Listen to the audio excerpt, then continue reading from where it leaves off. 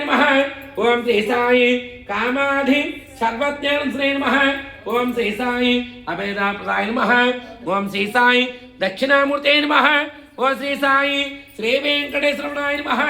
ओम श्री साई अद्भुतान्नचर्याय नमः ओम श्री साई प्रपन्नार्थहराय नमः ओम श्री साई संसार सर्व दुःख क्षेत्राय नमः ओम श्री साई सर्वविश्वतोमुखाय नमः ओम श्री साई सर्वांतरवेस्ताय नमः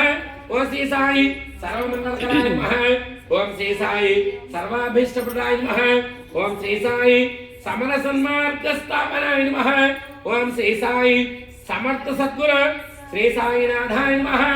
ओम केशवाय नमः ओम नारायणाय नमः ओम माधवाय नमः ओम गोविंदाय नमः ओम विष्णवे नमः ओम सोदराय नमः ओम त्रिविक्रमाय नमः ओम वामनाय नमः ओम श्रीधराय नमः ओम श्रीकेशाय नमः ओम पद्मनाभाय वक्रतुंडाय विद्महे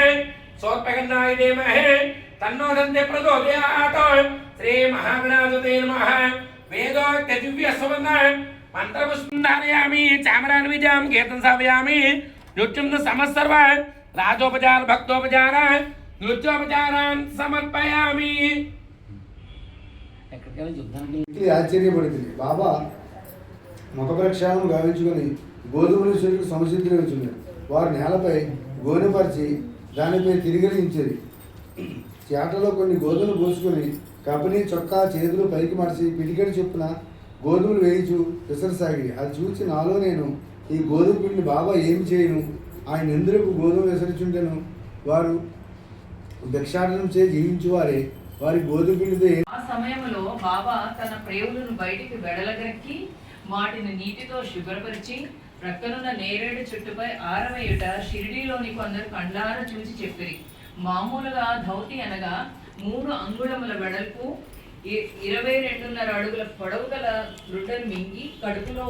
అరగంట వరకు ఉండనిచ్చి పిమ్మట తీసెదరు. కానీ బాబా చేసిన ధౌతి చాలా విశిష్టము, అసాధారణమైనది. ఖండయోగం బాబా తన శరీర అవయములన్నిటినీ వేరు చేసి మసీదు